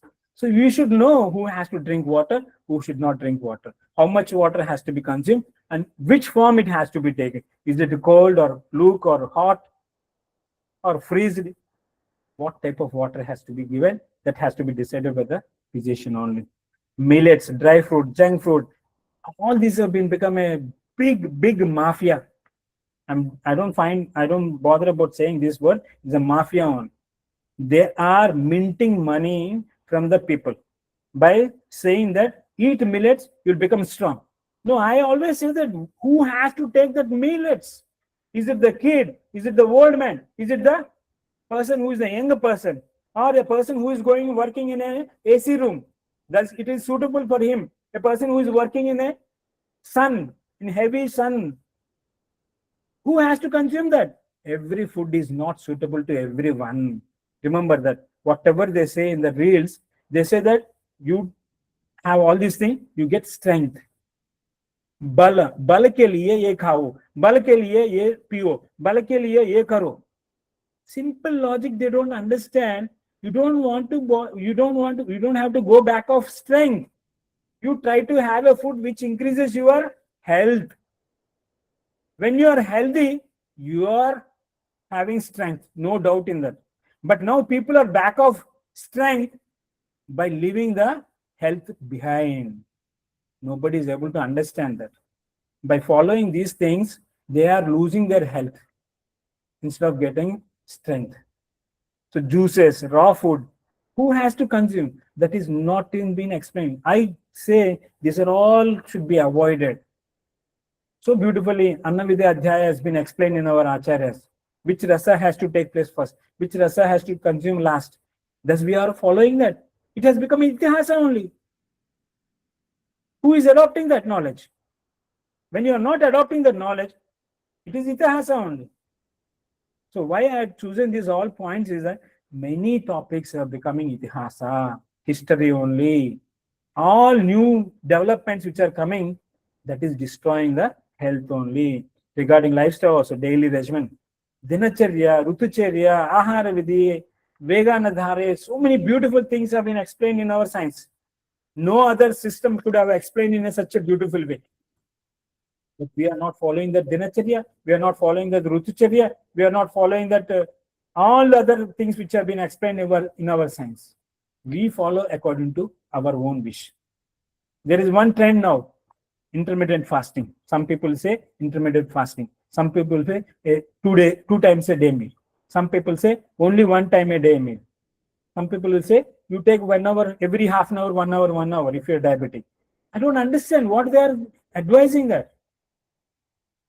There is a kala in the universe. You have to move according to the kala of the universe. That is, we call it as a biological clock between the universal clock. Biological clock within you and the universal clock is there outside. There should be a proper rhythm between these two.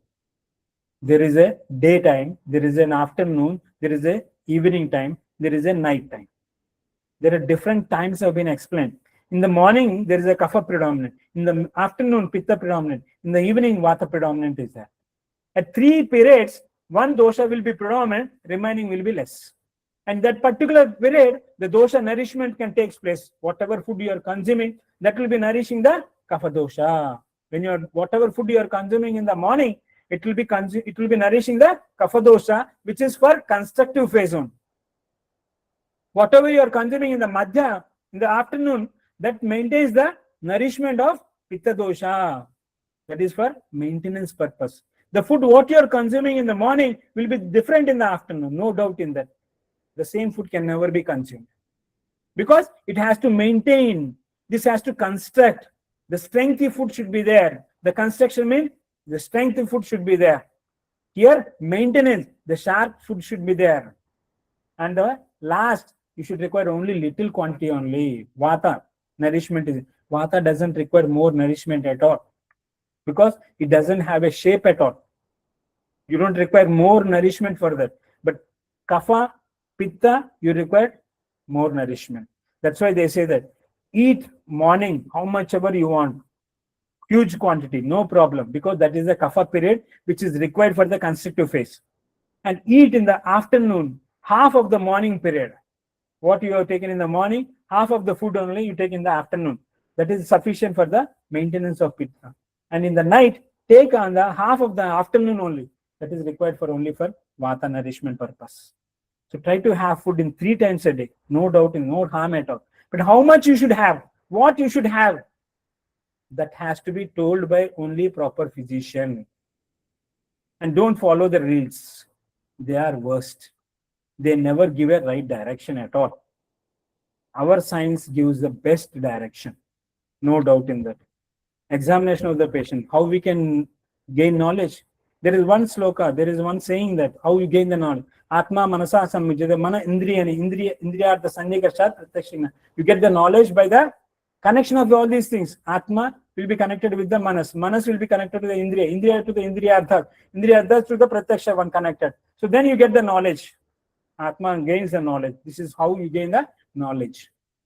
If something happened in your body, body will always reflect you. It will be saying, in this universe, if there are anyone who is not cheating you, in this universe, is anyone is there who is not cheating you, is that your body alone. Even sometimes parents may cheat you, friends will cheat you, colleagues will cheat you, the partner may cheat you, maybe wife, husband or wife can cheat anyone. Brothers, sisters, all relations are cheating only. But only one person or only one guy who doesn't leave you, who doesn't cheat you, is that your own Atma, your own body, your own soul. This is the one which will not trouble you without giving any indications. It always gives you alarming. I'm not feeling well, I'm not feeling well. And that is understood only through Indriyas only. You gain the knowledge through the Indriya Arthas only.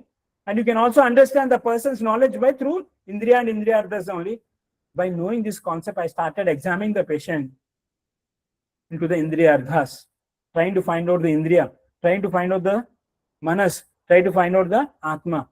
By knowing the functions of doshas, I'm able to understand what is actually happening inside the body.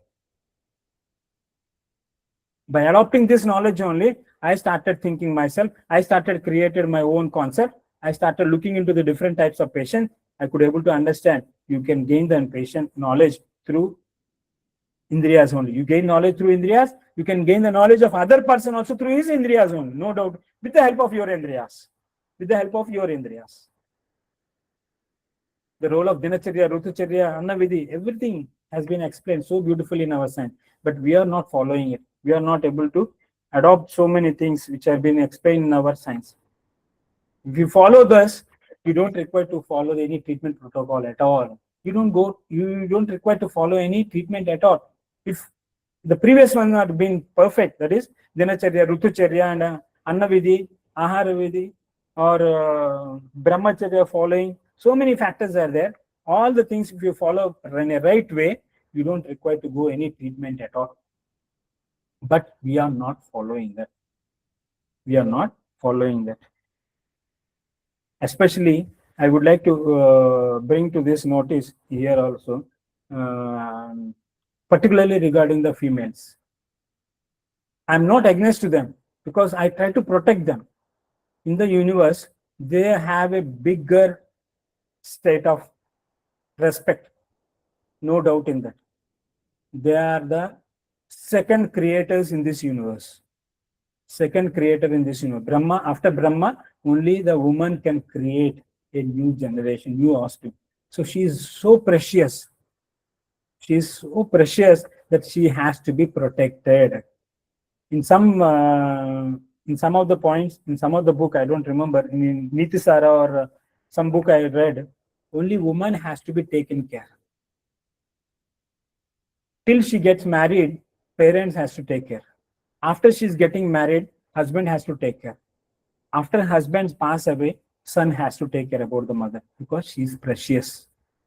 She is precious because she gives birth to the human. According to Ayurveda, the human body is created or developed from 90% of mother, 10% of father on. All the vital organs come from the mother only. All the smooth organs come from the mother only. So all the important organs comes from the mother. So mother has to be taken care, and she does not have a new creation of ovum, like how male has a option.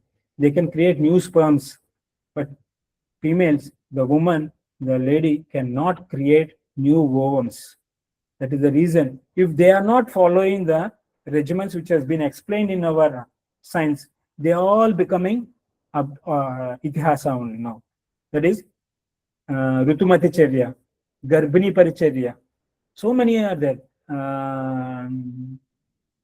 Like Pumsanavidi, so many things are there which are adopted on female. Everything has become outdated now. People are laughing to follow those things. They say that our freedom is going. No, your freedom is not lost by adopting that. You are protected. Your health is maintained much better. And you can give a good offspring also without having any complications to them. A good offspring to a society will be manifested. So mother is the one who can create the best offspring by following their regimen. That has become itihasa now.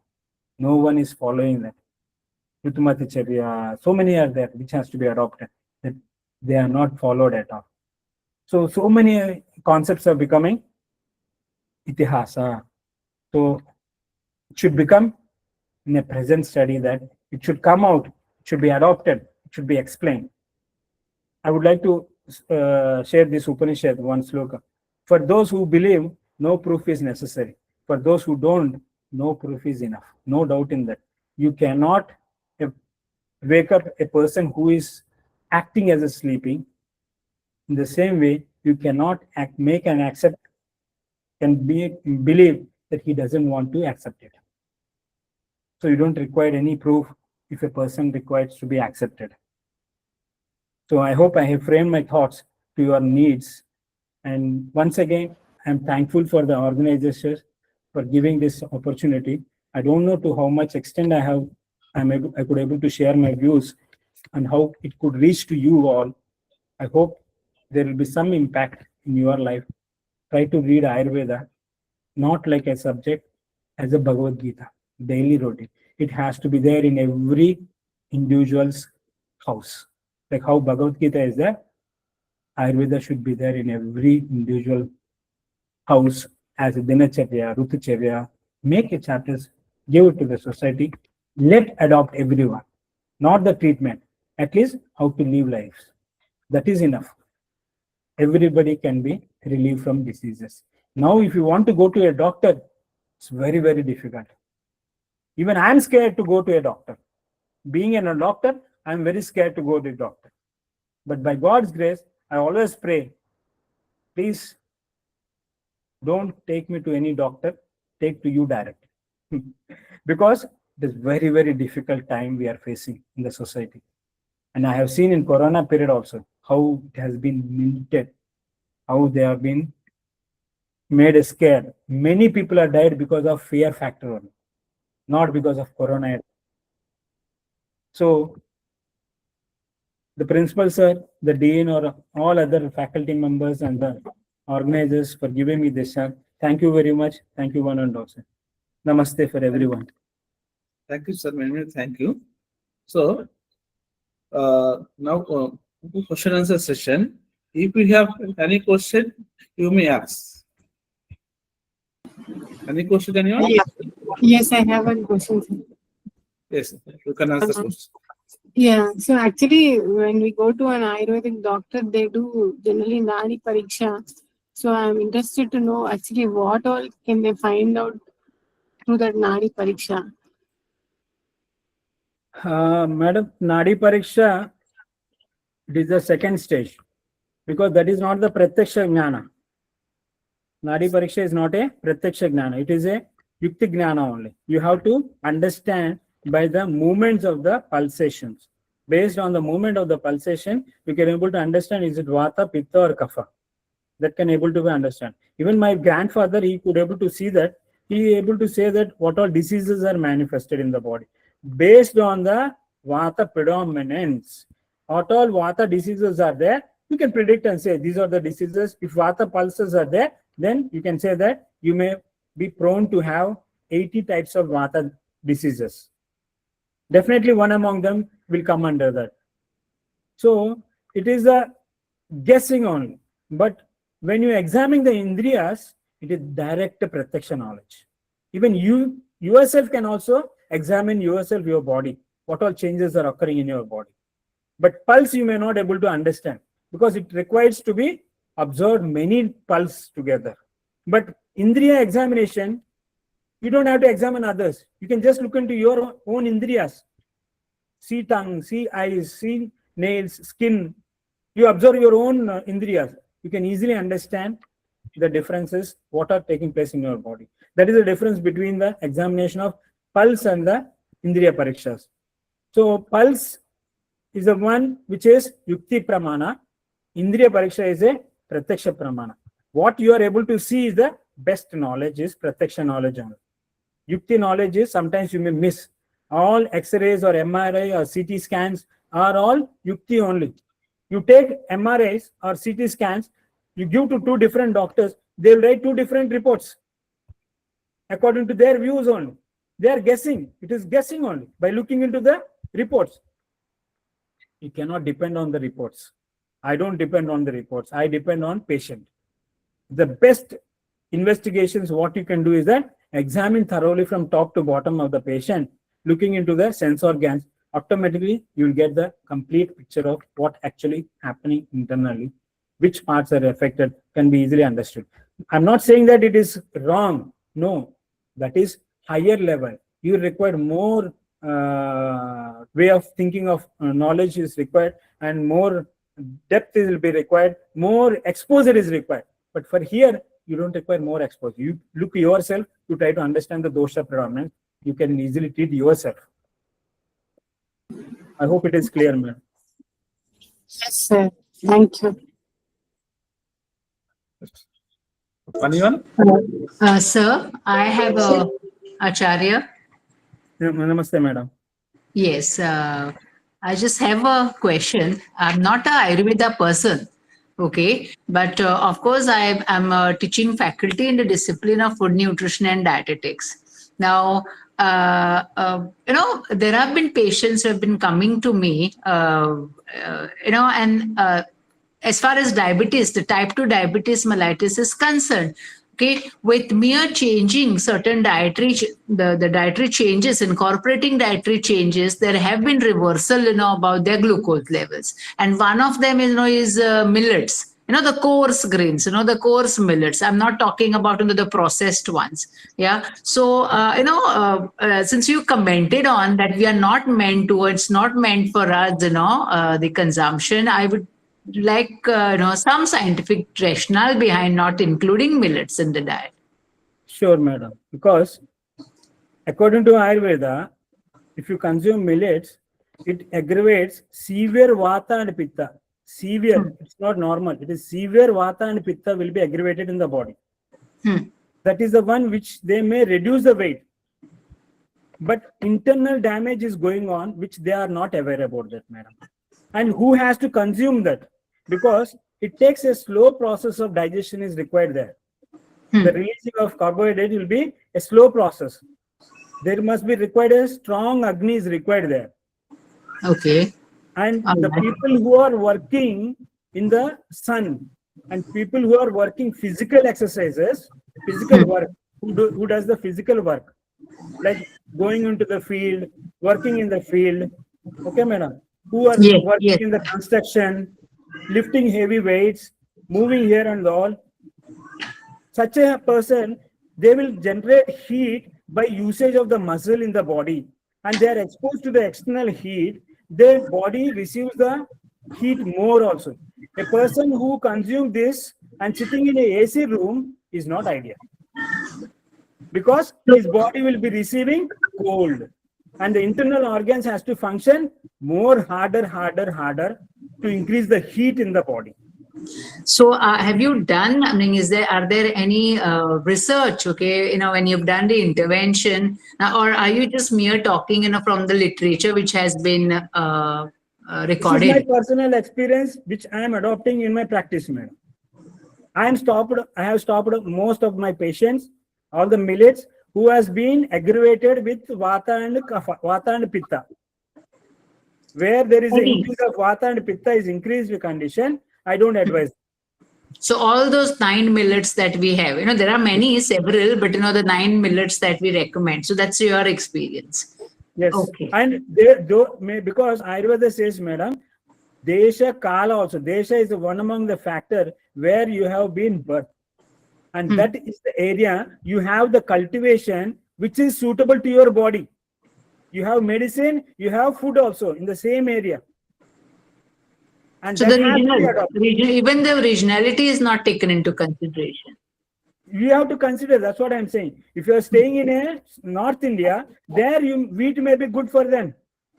But if you are coming to the South India, wheat may not be suitable to us. Yeah, I'm not talking about wheat now, and I'm just talking about millets. Millets also same, madam. All right. Millets also same only.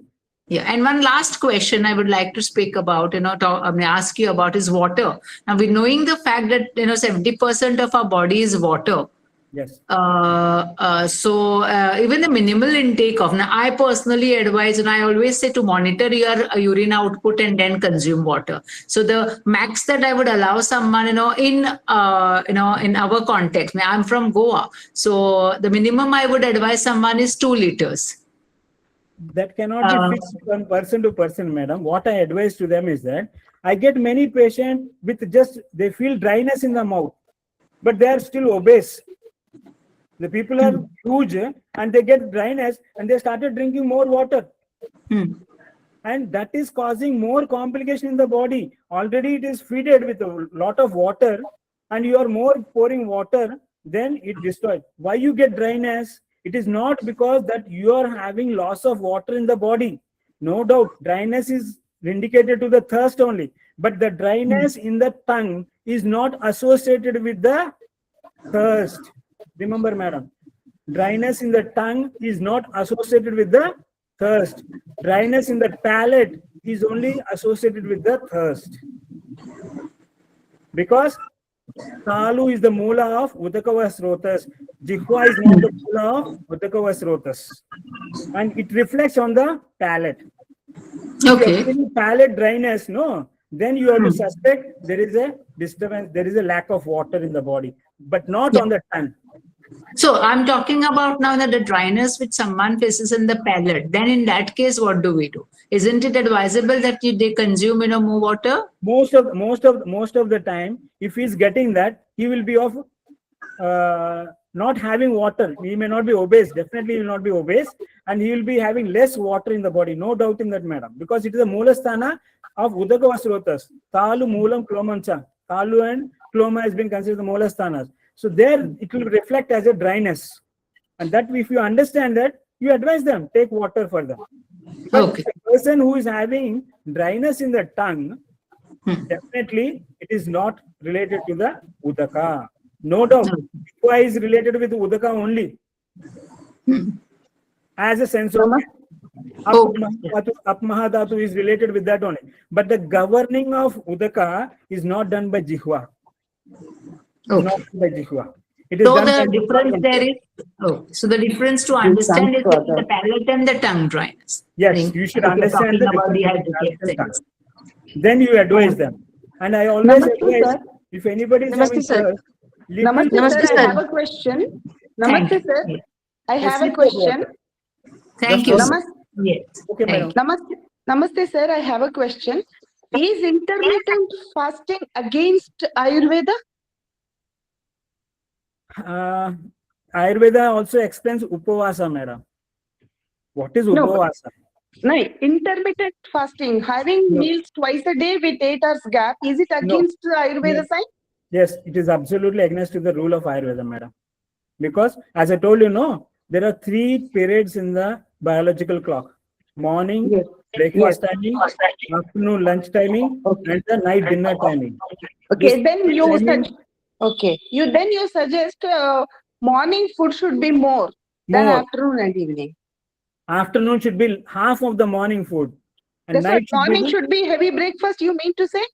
Yes, absolutely, no doubt. According to Ayurveda, morning breakfast should be heavy. Heavy. Thank you.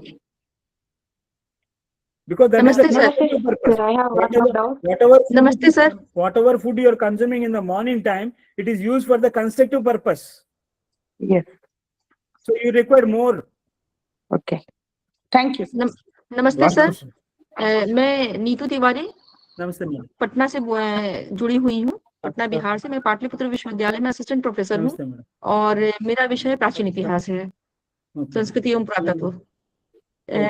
Sir बहुत अच्छा लगा कि आपने जो topic लिया था, बहुत ज्ञानार्जन हुआ हमारा। उसमें कुछ क्वेरीज हैं, उसके बारे में पूछना चाहते हैं। एक तो जो लास्ट में जो आपने स्लाइड दिखाई थी उसमें उपनिषद लिखा था, किस उपनिषद से है कृपया इससे बताइएगा। दूसरी चीज, अपना कृपया पीडीएफ शेयर कीजिएगा। तीसरी चीज ये पूछना चाहते हैं, एक जन सामान्य को क्या खाना चाहिए क्या नहीं खाना चाहिए नॉर्मल डाइट के रूप में, क्योंकि आजकल इतना मिल गया है, मिक्स हो गया है सारा कल्चर कि ये नॉर्मल डाइट क्या है ये लोग भूल ही गए हैं। भूल ही गए। Everything gone, vanished. इतिहास इट हैज बिकम नाउ। जी, तो उस लिहाज से हमें क्या नॉर्मल डाइट में क्या लेना चाहिए? Madam, diet can be fixed only according to your constitution. Acharya Charaka very clearly explained. look into your concept, look into your prakriti, and just provide the food which is opposite to your prakriti. Then your health is maintained. If you are giving the same prakriti's food material, the same prakriti will increase, that dosha will increase, and it will cause problems in the body. So that food will be different from person to person. नहीं, normal days में क्या खा सकते हैं? जैसे किसी को अगर शुरू करना, जैसे बच्चे हैं उनको शुरू करना है लाइफ, या टीनेजर्स हैं वो शुरू कर रहे हैं लाइफ को, तो उनको क्या ऐसा दें कि उनके समभाव में वो चले? Make sure हालांकि that गीता में तो सब कुछ दिया है, जैसे आपने भगवत गीता को कोट किया, तो गीता के अनुसार तो ठीक है, उतना जन सामान्य फॉलो भी नहीं कर पाएगा आज के युग में, बड़ा मुश्किल है, बहुत मुश्किल है. Make sure that whatever food you are giving to your kids or younger generation, it should get digested faster. It should get digested faster, and most of the time just boil it and give to the body. That becomes easier. Easiness will be there to the organs. They doesn't require to strain. See, kids are having heavy food material and they are going to the school, and whole process is involved in the process of digestion. Will not be diverted to the brain. Maximum blood will be going to the stomach, intestine, or digestive processes only. Very less blood will be going to the brain if it is not properly digested immediately.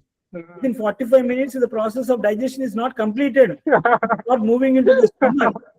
Then it is very dangerous to the kids. If it takes 2 hours to get digested the food in the stomach itself, they cannot concentrate. They cannot concentrate on the studies, because less blood will be there to the brain, more blood will be going to the intestines and stomach where they are functioning more. If any organ is functioning, means automatically blood will be diverted to the organ where it is functioning. So my suggestion is that give a food which is easily digestible, and give the food which is boiled, and advise them to not to take any raw. Now it has become a raw, salads have become a very fashion, but they are very difficult to get digest. Why you want to make your organs to work hard?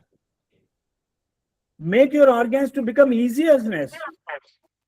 And the concept which acharyas have not said about any multivitamins, or there are no concepts of vitamins at all. Whatever food you consume, it will be converted into rasa, it will convert into rakta, it converts into mamsa, it converts into medas. Body has a typical jnana or technique. No other has a jnana like technique which will be converting whatever you eat. It will be converted to according to its requirement only. The food will be converted into muscle. The food will be converted into the bone. The food will be converted into the nervous system. Whatever, wherever it is required, whatever you eat, it can be converted into its own body acceptable form of rasa, rakta, mamsa, and meda, asti, majja, and shukra. You don't require to give anything special. When you require to give, when they are very less, immediate requirement is there, then you give a certain food which is acting mainly on shukradhatu, mainly on muscles. Protein diet should be given if you want more immediate action is required. But in a normal diet, it doesn't require more heavy protein at all. You should take only normal protein only. But now people are taking more consuming of protein. They are getting damaging their kidneys. Recent study has been done in the Hyderabad. The people who are going to the gym, drinking more protein drink, are more prone to have kidney diseases. Please don't drink high proteins and never go to gym. ये नमक आजकल जैसे लेते हैं iodine नमक और सेंधा नमक, इसमें बहुत वो सुनने में आता है कि क्या लेना है क्या नहीं लेना है. Best is Saindhav Lavana or Samudra Lavana. Iodized are all fake, madam. They're all fake. Thyroid is the fake. Literally speaking, they are unnecessarily giving the drugs of thyroid. Doctors prescribing. Sir यदि संभव हो तो अपना number मैं जो आयोजक है उनसे अनुरोध करूंगी कि सर का नंबर कृपया शेयर करें, और सर कृपया करके अपना प्रेजेंटेशन जो है वो शेयर करें ग्रुप में. Sure madam. I'll Thank send you you so the much. images. बहुत धन्यवाद sir. Ma'am, no more question, Sir. ma'am. No, ma'am. Actually, time is over, ma'am. We'll discuss after, ma'am. Okay, ma'am. Thank you, Sir, I sir. have a question. Can you ask? Ma'am, Sir, after, just ma'am. one Actually, question. time Just is one question, sir. Sure. Take okay, care. okay, okay, okay, okay. Sir, namaskar. Namaste, madam. My name is Priya. I'm a yoga student and I have a very deep interest in Ayurveda as well. So I live here in Kevaladham. My prakriti is Kapha Vata. I want to know what a person who has dominance Kapha should avoid. I understand that it depends on the place you live in and the kind of things, but is there anything major we as Kapha Prakriti people should avoid? Yes, madam. Only simple logical is that kapha is derived from the Prithvi and up. Prithvi and up. These are the two Mahabhutas which are involved in the formation of a kapha. So any food that which has a Prithvi and up tattva, avoid them. Like all the cucumber varieties Okay. which are having water fluid in that, avoid them. Don't consume them. Okay, sir. All the food, try to boil it and remove the water from it. Then it doesn't cause much problem. And always have a fiber food. Kapha people should always have a more fiber food. If you remove the fiber, you will be affected more diseases.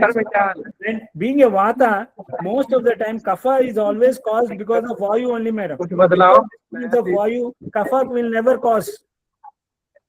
So make sure that your vata is also in a balanced state.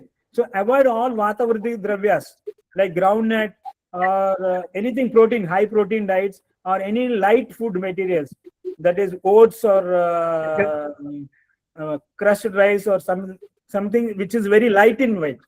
All has to be all cold food material, that which is cold, freezed items, drinks, cool drinks or ice creams. That type of food should be can cause increase of kapha. Okay, sir. So this type of food has to be followed, and that food will be varied by looking into the person only, madam. Okay, sir. एक प्रश्न है बस एक, क्योंकि सबने तो अपनी health के बारे में पूछा, मैं दूसरों की हेल्थ ठीक करना चाहता हूँ आयुर्वेद के द्वारा। मैं डायबिटीज का पेशेंट हूँ, लेकिन आज की डेट में हम BAMS के थ्रू ही आयुर्वेद पढ़ सकते हैं। According to the government only those can practice who have the BAMS डिग्री। Yes, sir. तो आज की डेट Sir, में at least you can learn Ayurveda not to practice, to protect yourself. But I want to help others. Means I want to practice. See, for your protection, if you are learning, no, sir, the same advice you give to the others, they can protect themselves. Annad Purusha, you are derived from Anna only, sir. So first learn what is Dinacharya, Rutucharya, Ahara Vidhi, and try to implement in you. You will find so many changes in that, in your body also. And the same thing you advise to the others, they will definitely get relief from the diseases. Okay. Prevention is better than cure. And if you can do the prevention, the best method is adopt Ayurveda. इसमें छोटा सा प्रश्न ये भी है कि प्राकृतिक naturopathy का जो सिस्टम है, जो हम प्रकृति की जड़ी बूटियां हैं, वो उसका आयुर्वेद में कितना महत्व है? दोनों अलग चीजें हैं कि एक ही है? No, sir. Both of them are same only. The usage of drugs are common in both Ayurveda and naturopathy, but way of application may be different. That's all. And that can differ from person to person also. Not only in Shastra, any person can use according to their yukti. The drugs can be used in their own way. Okay. Thank you, sir. Thank you a lot. Namaste. Thank you, sir. Thank you, sir. Thank you. Now, I would like to invite respected Panda sir for summary of the session. Devada Panda sir. Namaste, sir. So, actually today it was a very good session. I thanks my friend, teacher, Dr. Vinod Kumar Alapaty, sir. Friend, okay, no teacher. I learned many things from him also. And actually he is a very good practitioner. And whenever a patient will come, first he will ask you give the photo of your tongue. By seeing the picture of the tongue, he will tell what is the disease you have and what type of pain you have. Everything he will clear by seeing the tongue only. So he is a very good. Means first time I have seen a doctor by seeing the tongue. He won't take any clinical reports or nothing else. So he's based on the presentation, I will tell he has very clearly told about that Ayurveda avatarana. As per the different acharyas, different views are there as per the Charaka, Sushruta, Bhagavata, and Kapshaka. So he has mentioned about that the development of Ayurveda, how it came to us, and explain about what is itihasa and how it is helpful nowadays and how what we are doing nowadays. And also he has explained that difference between the Shastra and science. So whether we have to follow the Shastra or whether we have to follow the science. So sir is very much clear on this concept. So we have to follow the Shastra, no doubt. Then also he told about the modification is possible in branches but not in the root. And because Ayurveda acharyas, they all are very much clear about that dosha, dhatu, mala, all the things. But the variations are coming as per their, for example, how many bones are there in the body, what are the things. That all the things are coming different views in their branches, not in the root. So Sir has very clearly mentioned of this point also, and how the universe and the human body has formed, and he has given a very good link between the universe and the human body, because the human body is developed based on this our prakriti. So based on this only our ahara should be there. So in that way he has given a unique Upanishad reference also, Akasat, Vayoho, Tejaha, like that. Upanishad reference also he has provided. Then he has also explained about the Anna and Aushadha. So Anna is the rasa predominant and the Aushadha is the Virya predominant. In that way he has also clear in this concept and given the importance about the food. Based on the food, our health will be there. So, and also he has mentioned about the Srishti Utpatti Krama, so which is generally Ayurveda is accepted from the Sankhya, but he is also given the unique ideas as given by the Sushruta, Swabhava, Ishvara, this all the things very nice in that. Sushruta Sarirasthana, it has there. Then also he has given the clinical application of the formed of the body. So how the Hridaya is formed. If you are seeing the formation of the organs, through that also we can cure the disease and all the things. Not the cure, as per the Sars opinion, it has to be balanced because it can't cure the disease. We have to balance the disease. So as per his opinion, and he has given very good explanation about the sloka of samadhatu, samadho, samalati, all the things in that way. And he has given very good instruction about to follow the dinacharya and rutucharya. So that is the best way to maintain the health. In this way, I am concluding the review of this topic.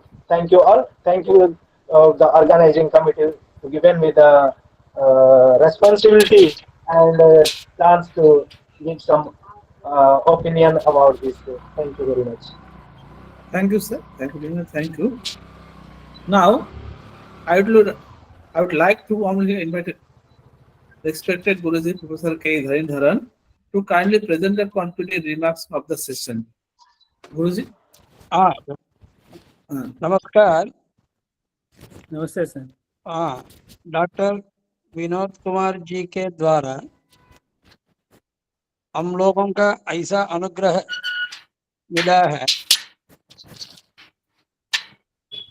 जो आयुर्वेद का जो इतिहास है, जो history of Ayurveda का मतलब है, वो जी किसी का इतिहास का मतलब क्या है, चरक का काल क्या है, चरक का देश क्या है, या सुश्रुत का देश क्या है, काल क्या है, उनके घर के सामने कौन से, उनके पीछे कौन से, उनके पुत्र कौन से, इस तरह का ही इतिहास लिखा जाता है।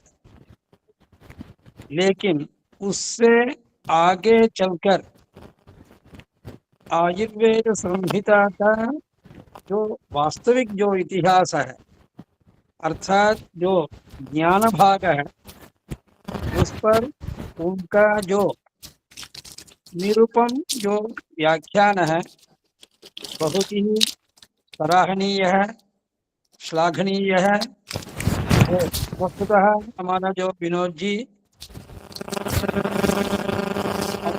के द्वारा अभिनंदनीय है, वंदनीय है। और एक चीज है, हमारा जो प्रिय शिष्य है देवव्रत के द्वारा इसका समरेश किया हुआ है, जिसमें उन्होंने स्पर्श नहीं किया है, उसी का मैं यहाँ पर बताना चाहता हूँ। आपके व्याख्यान में एक चीज था जो आज कहीं भी देखने का नहीं मिलता है, एक दिनचर्या, जो ऋतुचर्या, तीसरा एक है ऋतुमती चर्या है। ऋतुमती चर्या आपने जो उल्लेख किया है और पीपीटी में भी आया हुआ है, जो आज बिल्कुल शून्य है, उस पर ध्यान देने के लिए न महिला वर्ग तैयार है, या आप जैसे डॉक्टर लोग भी संकोच करते हैं। यही वास्तविक है, उससे दूर रहते हैं। यद्यपि आपके द्वारा बताया हुआ है एक नई चीज है, ब्रह्मा के समान स्थान है, मातृवर्ग है, ये सही है। इस चीज को पाश्चात्य लोग स्वीकार करने के लिए तैयार नहीं है। वो लोग हमारा ऊपर आरोप करते हैं, हम लोग ये जो स्त्रियों का कहीं पर कोने में रखे हैं करके, लेकिन आयुर्वेद उनका इतने उन्नत स्थान में उनको रख कर पूजाते हैं जो आयुर्वेद है। लेकिन इतना पूजाने पर भी इसको स्वीकार करने के लिए समाज तैयार नहीं है। इसका कारण है हमारा इल्यूशन है, हमारा जो अनपढ़ है, अज्ञान है, वो आगे बढ़ कर के उसको स्वीकार करने के लिए हम लोग पीछे रहते हैं। लेकिन इतने होने के बावजूद डॉक्टर विनोद जी के द्वारा उस पर जो ध्यान दिया है, हम लोगों का ये वस्तुतः अनुग्रह का विषय है। और ये जो पुरुष का जो गुण है, उसके बारे में जो सुख दुख इच्छा द्वेष के बारे में कितना सरल रूप से हमको समझाने के लिए आपने प्रयास किया है। लेकिन उसमें कमी यही है, सिर्फ 4-5 गुणों का ही आपने समय दे पाया है, और जो जितने गुण है उसमें, उसके लिए आप स्वयं कभी भी इस तरह का जो माने जो वर्कशॉप के द्वारा हम लोगों का अगर आप अनुग्रहित करेंगे तो वस्तुतः हम लोग धन्य के पात्र है। माने अभी 9 बज गया है, इससे ज्यादा अगर करेंगे तो, और इसके बाद खाने का भी आप वर्जित है, बता देंगे आप। मेरा खाना हो गया है सर, मेरा हाँ, खाना हो गया। नहीं वो नहीं है।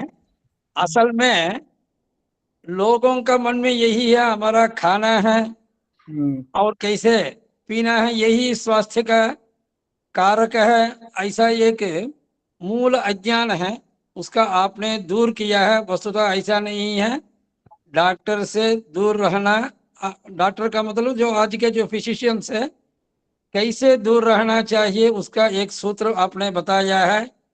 और नाड़ी परीक्षण के समय आपने जो एमआरआई के बारे में जो रहस्य आपने बता दिया है, वो रहस्य में भी हम लोग तो समझ गए हैं, और उसको कैसे सावधान रहना करके, सही बात है। और शुगर के लिए भी आपने जो कुछ बताया है, पहले आपका काल विज्ञान के ऊपर ध्यान देना चाहिए। आपने जो एक सूक्ष्म बात बताए हैं, इन सबको लेकर अगर हम एक शब्द में अगर बताना चाहें तो आप जैसे विद्वान के द्वारा जो हमें पढ़ने का तो इतने दूर का है, सागर के समान ज्ञान आपके पास है, लेकिन हम लोग लंगड़ है, हैंडीकैप्ड है, विकलांग है, कैसे हम लोग उस तरह हम लोग पार कर सकते हैं? ये तो प्रभु ही, आपके आयुर्वेद पुरुष ही हम लोग का ऐसा आयुर् दें जिसके द्वारा उसका विज्ञान हम लोग ग्रहण करेंगे। माने आशा तो सबका है, लेकिन इस आशा की जो पूर्ति है आप जैसे लोगों के द्वारा ऐसे कई संगोष्ठी के माध्यम से सबका माने उसका खाना पूर्ति हो, इतनी से प्रार्थना के साथ मैं अपनी वाणी से विराम लेता हूँ। नमस्कार, सबको नमस्कार। बहुत बहुत धन्यवाद गुरुजी। हाँ, Thank you very much. So now, by the Shanti mantra, we'll end the session. So, Om Sahana Bhavatu Sahano Bhunaktu Sahaviryam Karava Vahe Tejasvina Badhe Tamastuma Vid Basa Vahiti. Om Shanti Shanti Shanti. Thank you everyone. We'll meet tomorrow again same time. Thank you very much. धन्यवाद सर्वेभ्यः नमो नमः। धन्यवाद, पुनर्मिलामः। नमस्कार। सायं। Session होता है। Thank you. गुरु जी को प्रणाम। हाँ, नमस्कार Thank you. Satya Prakash ji. Thank you. बढ़िया। नीति तिवारी जी का खाने का